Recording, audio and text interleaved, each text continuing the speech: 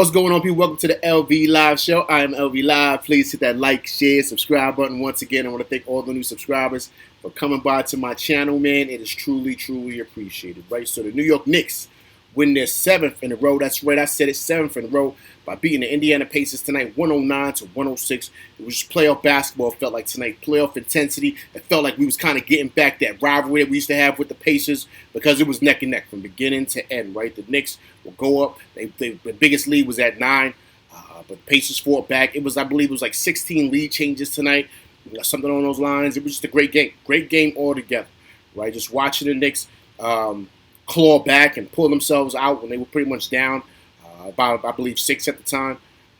But, you know, Jalen Brunson, right? It was one sequence. He came down here at 3. Boom. Then he came down right after that, got a steal, pretty much laid it up, put us down by 1. It was pretty, it was just an amazing sequence. It showed exactly why he's going to make the All-Star team this year. Period in the story. I see it. I'm saying it right now. He's going to make the All-Star team. He dropped 30 points tonight, man. He was just big in clutch moments, right? That's what separates the good players from the great, right? And he's got that winning pedigree, man, that winning DNA, and it shows at times, because in those moments, a lot of players, right? They call it the clutch gene, right? You want to, you don't want to use that. Everyone wants to use it for Jordan or Kobe, but some players have it, and I believe Jalen Brunson has it, right? When it's winning time, you want the ball in his hands. He doesn't get sweaty palms. He doesn't get nervous.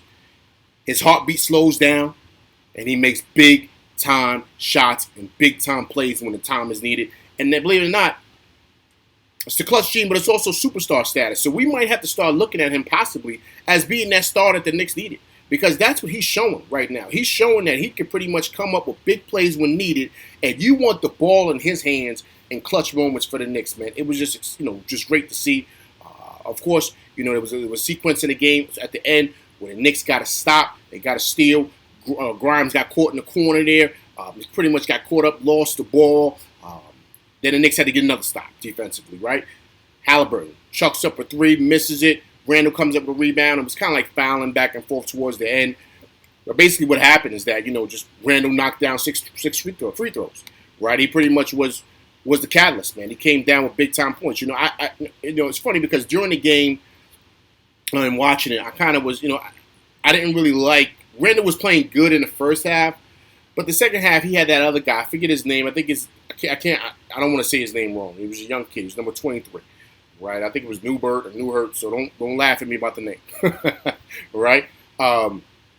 He had a season high today. He was killing the Knicks, right? But he's only 6'5". Randle's 6'8". So I felt that in the second half, Randle should have been punishing him down in the post. He should have got the ball down low in that Baja and got busy. That's what I felt like he should have been doing instead of staying on the outside.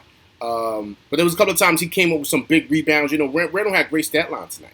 He really, truly did. If you guys want to take a look at that, let's take a look at the stat line here. His stat was pretty good. Randle had 25 and he had 14 boards. So on the stat line, it looks great. Shot 41% from the field, 9 for 12, 75% from the free throw line. So listen, he had a solid night. I just felt that in key moments, right, he could have taken that kid down and punished him down that post. You know what I mean? Because there was nobody that could guard it. It's just nobody that can guard Randle. There isn't. Let's just be honest here. So in watching it, I'm just saying, look, man, go down there, get busy. He can't guard you. Don't be on the outside on the wing. You're making it easy for him. Make him work defensively, right? But, hey, listen, Randle came up with big plays when it was needed, big rebounds.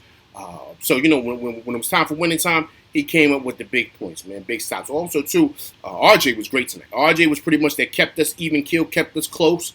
He was having big points, big moments during the time. He was taking it to the hole. Had a big, ferocious dunk in the first half. RJ was ready to go. RJ was ready to go. He's looking better. His legs are getting better. And, hey, look, he's 4 for 5 from the line tonight, right? So he shot 80%, which was good. He picked it up from last game, right? So that was fabulous. Also, too, who I thought was monstrous was Big Mitch in that middle. Big Mitch, 10 points, 13 boards. I believe he had 4 blocks, which he did. He was a monster down there. He was pretty much getting a lot of offensive rebounds, just doing a lot. 8 defensive, 5 offensive. He was getting busy down there. And, of course, he was a monster in that middle. Money-making Mitch was blocking shots. He wasn't making easy on those guys. And he was kind of like giving Miles Turner a hard time tonight. But all in all, man, it was a great win tonight. Great win. But, wins like this is what brings your team together. I mean, of course, a couple of times during the game, and watching it, you're saying to yourself, okay, looks like it's getting away from the Knicks. But they'll come back and they'll pretty much make big winning plays. And games like this is where you start to see, winning streak, of course, but tough games like this, where games like this the Knicks were lost before. They're winning these games. And I think they're winning them because players are starting to believe. But then also, too, I think it's because they got a closer. They really, truly do. You're not relying on Randle. You're not relying on RJ. The ball goes in Brunson's hands, and he orchestrates. And he comes up with big key shots, big three-pointers, big steals, big deflections, all types of things. I mean, he's just great. He's just great as far as the leadership goes. And then watching him and kind of seeing him do that, you're just seeing it. You're just seeing everything gel together, everything come together.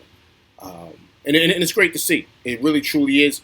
I know I've been hard on them. Everybody's been hard on them. But you got to really tip your hat off to Tibbs for making that change and making that adjustment. Because it's really, really changed a lot of things. And it's changing the culture in that locker room. Jalen Brunson is looking like an all-star. He's playing like an all-star. I think there's going to be no question that he's going to be in Salt Lake City in an all-star game this year. I think it's no question. I think it's no doubt about it. Right? So we just got to see exactly where this thing goes. But altogether, it was a great win by the Knicks. All right? But listen, that's my show. I'm LB Live. Please hit that like, share, subscribe button. Hit that like button. Hit that like button, people.